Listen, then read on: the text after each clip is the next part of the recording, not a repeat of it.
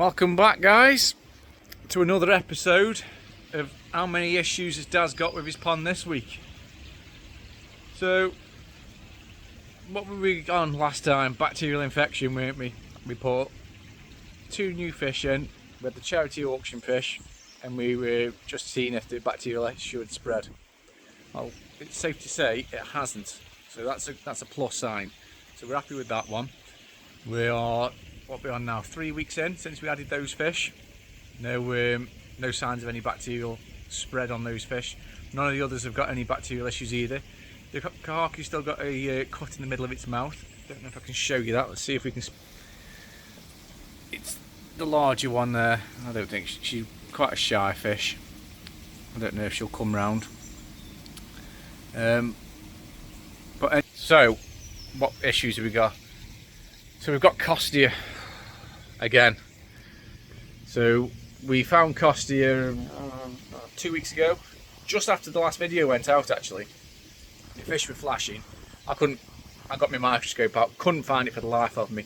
Went up to 5 Towns Koi.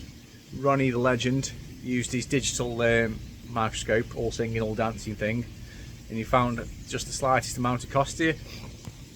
Now, I already had some alperex in, a fresh bottle that I picked up from the show, just in case. So I went home, I put the alperex in straight away, stopped the flashing. I did a 2-day course, full dose day 1, full dose day 2, and that stopped the flashing until the following weekend. So I'm down here the following weekend, just doing my usual thing, potting around, and I see the fish flashing again. So I do a scrape. And there you go, I found Costia, and I didn't even have to look that hard for it like I did the first time. So all the alperex did for me this time was knock it back, it seems. So I've gone in with a new approach now. I've flushed all the salt through the system that was left in there, and I'm going with dose of it. So the Seachem safe is because I've got a bit of nitrite, because I've been putting bloody chemicals in. So I've come off the feed now completely. We are going with a full dose of malachite and a full dose of formalin. Now, as you can see by me colouring my jug, I've already done one dose already a week ago. Fish is still flashing. Microscope out. Can't find any Costia, but that doesn't say it's not there, does it? Because like I said, I couldn't find it the first time. So I'm going to go in with a second dose of this. The flashing could be from the I think it's 0.25 of nitrite, and on the Hannah tester I've got ammonia of 0.45, so I've completely switched off the feeding now. So I'm not going to feed. I'm going to get this in today. So that's one job. So I'll take you along for the ride for that one. Show how I do it. I'm sure everyone else does it the same, but you know, there's some novices that watch. No, I'm not saying I'm an expert because I'm far from it. As you can see from the previous videos, I've had my fair share of struggles this year. You know, I worked in a garden centre for 7 years, selling koi and tropical marine fish, and I don't think I've ever seen anyone that came through the doors have as many problems as I've had this year. And it's not like I'm completely new to the hobby, you know. I've been around fish my whole life, but what's gone on this year, I don't know. Mind-boggling. Anyway, that's number 1. Job number 2 is we've got leaking ball valves. The crashy guys just literally flashed them on the union side, so we've got to tighten them up. So I'm off over to a friend's house. You let me flish you around so you can see behind that crashy guy while I'm talking. So yeah, we're going over to a friend's house today. He's got a belt wrench. Hopefully it'll fit around these ball valves, and I'll be able to tighten them up. It's only ever so dripping, but both of them are dripping. But I'll show you that in a second. But let's see if we can catch that crashy guy flashing away. Literally just done it twice, one after another.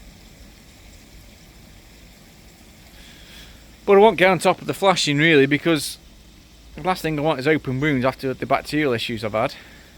You know what I mean? Luckily, at the minute, there's no open wounds, there's no bacteria floating around.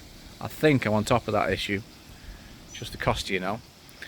But I've been doing my research, and apparently Costia preys on weakened fish. So with after what everything I've had, maybe that's where it's come from. Reggie's here. He's growing. It's getting a bit of a unit now. But yeah, typically I've spun the camera around and he's not bloody flashing now, is he? But let me show you these ball valves and I'll show you what I mean. You going to do it before I switch it round? No.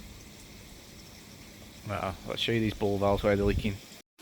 Alright guys, you'll have to excuse the mess. Let me see if I can show you these so you can see where they've been dripping. If you show it under there, look.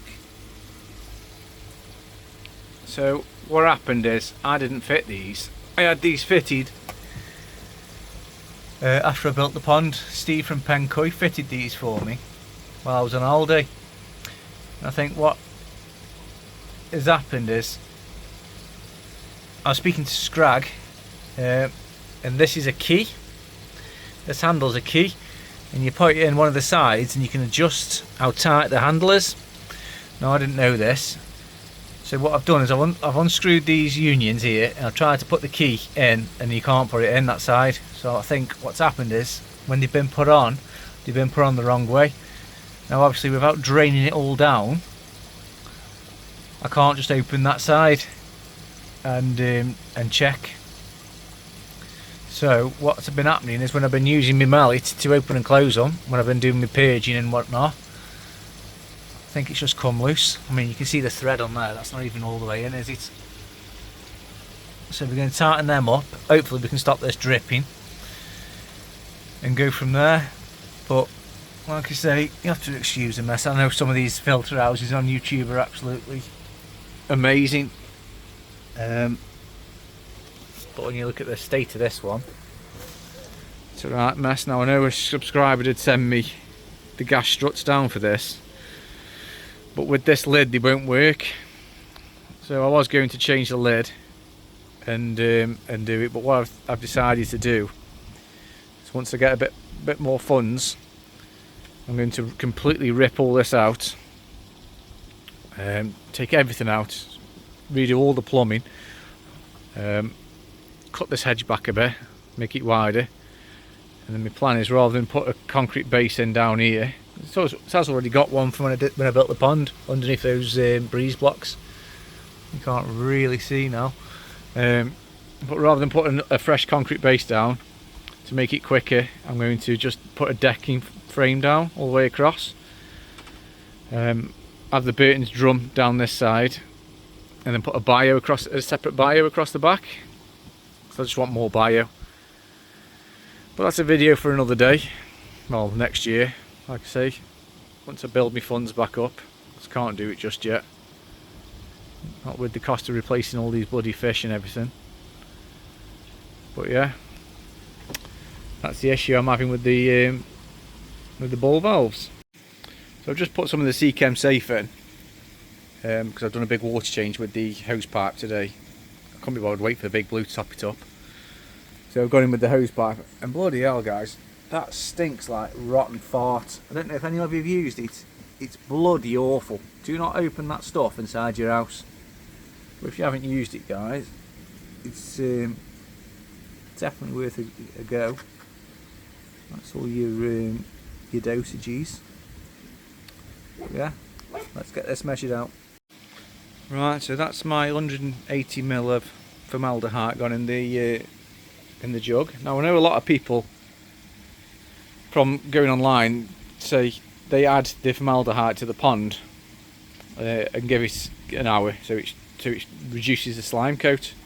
But all I do is I just add the malachite green directly into the jug, mix it up and send it straight in the pond. Whether I'm doing that right or wrong guys, I'm sure you'll hit me up in the comments and let me know. So there we go, that's that all measured out.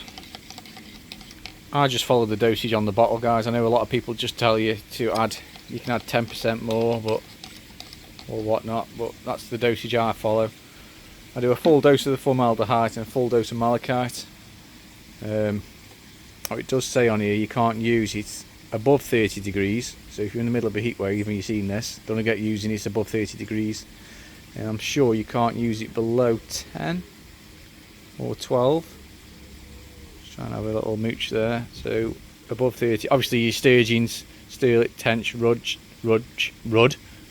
and orf need to be removed.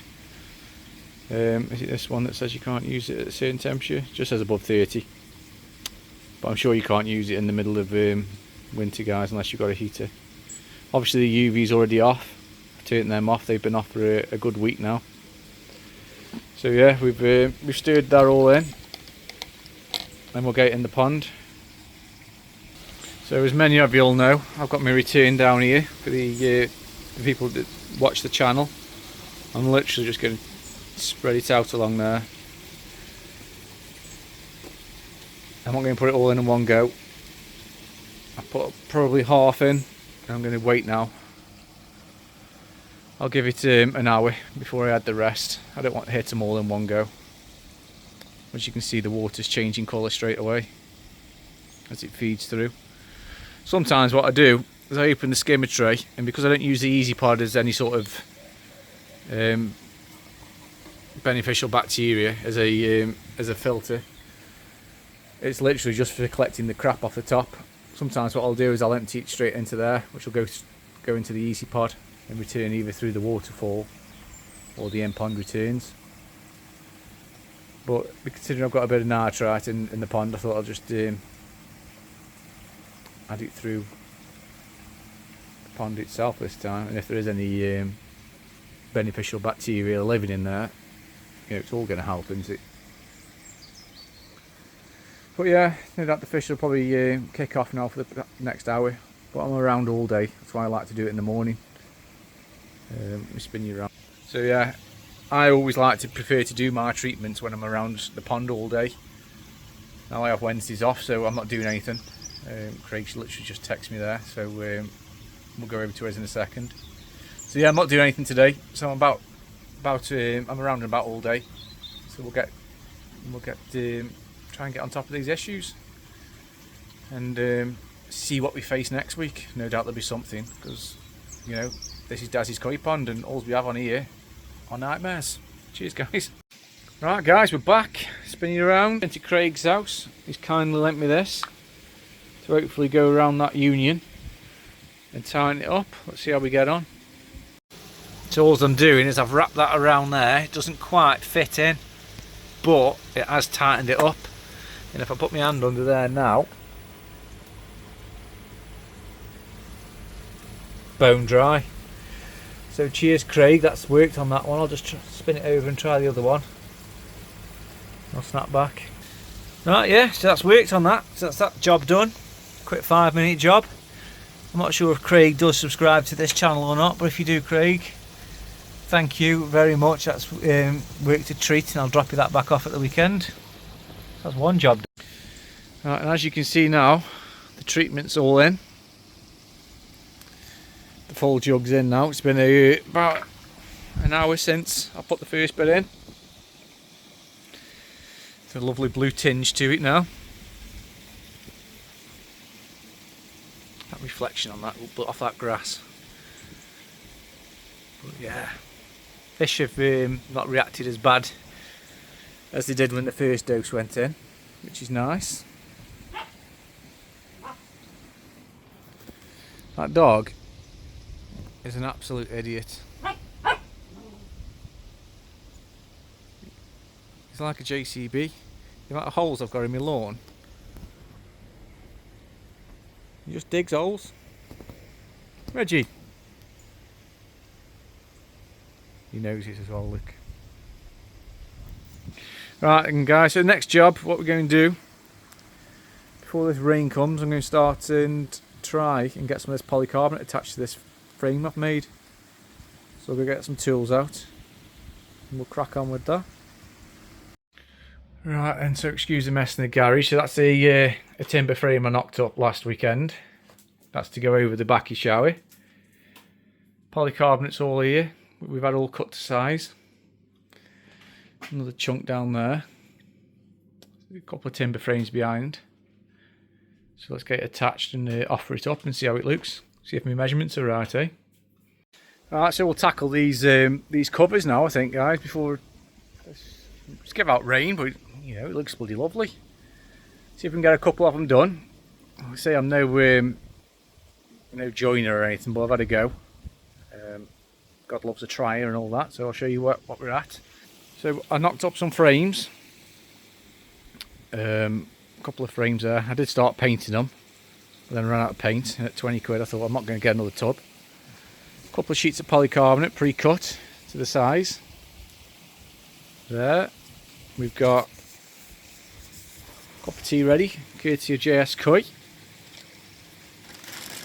We've got some polywall fixing caps. Now I've read on here you have to cut a 12mm hole in them, so that's going to be interesting. 6mm screws. We've got some of B&Q's finest there, 6x30s. Chalk line to make sure we're getting all nice and straight.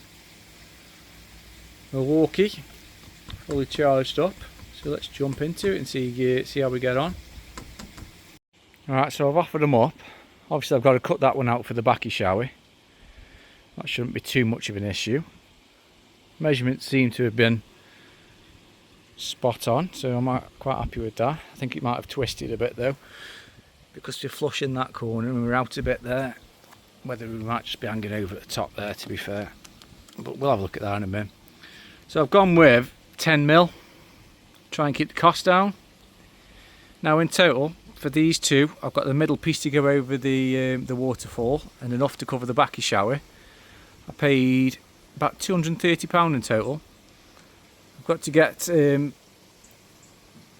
some insulation to cover the window as well, but we don't need any this year. Just thought it's a nice day, so let's crack on and do a couple of jobs around the pond while the kids are at school and the wife's at work. Why not, eh? So we'll put you on a time lapse and show you how I do this, eh? Right, you probably won't be able to hear me, guys, because I'm not posh enough to own a microphone yet. It was on the list of things to buy if the channel does take off. I think we've managed about 750 subscribers so far, which is good. You know, I don't think anyone would be interested in watching me do little things around the pond. But yeah, so I'm going to put a choke line up across first so we'll get all the holes nice and straight. A couple of screws in either end so I can run the chalk line down. Hopefully the chalk will stick to this, I'm sure it will. And we'll go from there. Try and find you some funky music to listen to while I do this, eh?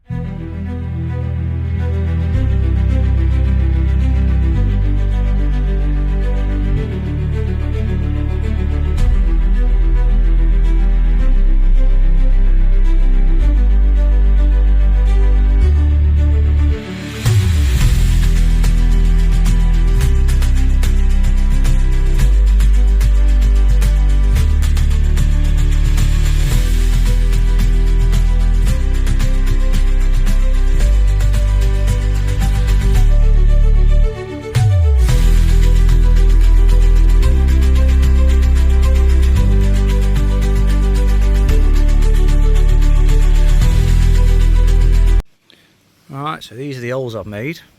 I've made one in each corner.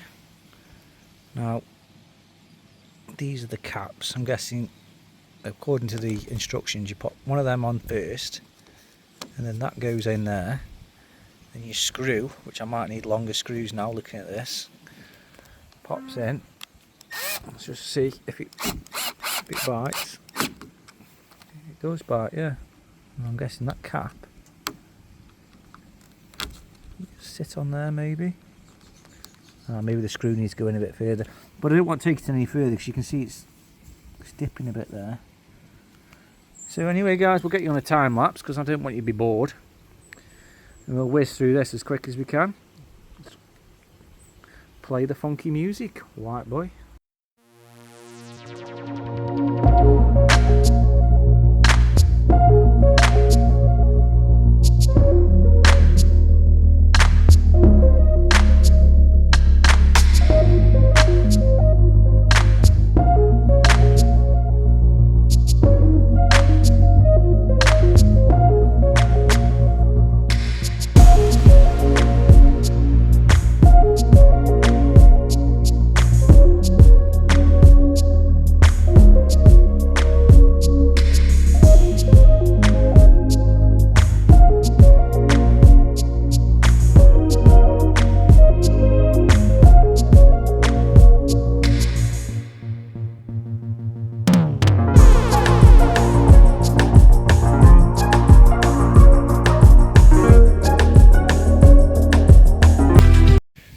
Right, and that's one done. I won't bore you guys and let you sit through it all. Well, that's one. I'll offer it up to the pond and I'll just show you what it's going to look like. So there we go. It'll come over a little bit more, but you get the idea. This one is for the backy shower, which I've got to cut out. So to save you bored and watching this guys, I'll just snap back to you when this one's done. Alright, so that's that one all attached. Now to cut it out, I don't know if this will work, but what my plan is, straight edge Stanley knife, so I'll let you know how I'll get on. And just like that, it's on. So I've got a middle piece now to go on there, but I might have to wait for the lad to get in to help me with that one, because it's quite heavy, that one. There's no way I will get it across there on my own. But yeah, let me know in the comments, guys, how you've all done the feeding. Because obviously I do want feed through the winter. But what am I going to do with that on here? Obviously to keep as much heat in as we can. So here we go. It's the final piece of the puzzle. Now there was no other way of doing this that I could think of in my head. It's not screwed on, that's why it doesn't look like it fits. It will fit. Because of the waterfall, I couldn't think of another way of getting it to stay on. So we'll get this screwed on, and then we'll wait for Ollie to get home from school, and he can give me a lift because it's bloody heavy. Just got the backy shower cover to do next, and just like that, that's that one done. I think I've used enough screws. So yeah, we'll put that on once Ollie gets back, like I say. Let's move on to the backy shower next. And that's for the backy shower, what we made up last week. I should have recorded making that up really, but it's only knocking bits of wood together. It's not, well I suppose this isn't difficult either. So we've got two pieces for the side, a front, a top piece, and then once it's in place, a piece for the back. I know it's not going to keep it bloody at 20 degrees, but as long as it keeps that wind chill off, it should keep the electric down, keep the missus happy. Is that saying happy life, happy wife? No, the other way around, isn't it? Happy wife, happy life. That's the one. If you want some more fish, you better keep her happy. Alright, and just like before, we'll snap back to you when it's done. And just to give you an idea what it's going to look like, obviously I've got to move it back and take away the herring guard thing there, the wooden thing, and sort the pipe work out. I'm probably going to cut an hole through and put the pipe work through, but I'll give you an idea. Maybe I should have painted it black and stopped being a tight arse. Yeah, they do look better when they're black, don't they? So I might have to unscrew them and paint them black, you know. So yeah, guys, if you've got an idea of what we can do with this feeder, hit me up. See if I can get this on now. I don't think I'll be able to on my own, but we'll have a go. And just like that, we're done. So it gives you an idea of what we're looking at. Originally I was going to encase the whole pergola, but I changed my mind in the end. We've gone with this. Obviously, like I've just said, the backy shower is not done properly yet. I've just offered it up to make sure I've got the right sizes really, which I have, which I'm happy with, because I never measure things right, as you can see. But yeah, I think that's job well done on that one, considering I've got no experience with this kind of thing. This whole pond's just been a DIY job. Apart from the chaps who have helped me out with the bricklaying and the woodwork of the pergola and stuff. Can't thank family and friends enough really for all the help they've given me. Right from the start to now. So I'm going to wrap this one up. I'm going to go get some dinner, guys. So I just thought it's a bit of a weird video really, a bit of a mixture of everything we've done today, haven't we? From treating the fish to the bottom drain, the 4-inch union things, we've tightened them up. We've made some pond covers. So yeah, I'll see you on the next one. And don't forget to hit that subscribe, guys, because YouTube's telling me that like 70% of you aren't even subscribed. Obviously it pushes the videos out more when you subscribe and like it. It's free, it doesn't cost you anything, so you might as well do. Unless you obviously don't like the stuff I'm doing, then just scroll on to the next bloke. I don't mind, I won't take it offensive, honestly. Cheers, guys, I'll see you in the next one. We'll update you in a week's time on this Costia, and we'll go from there. Cheers.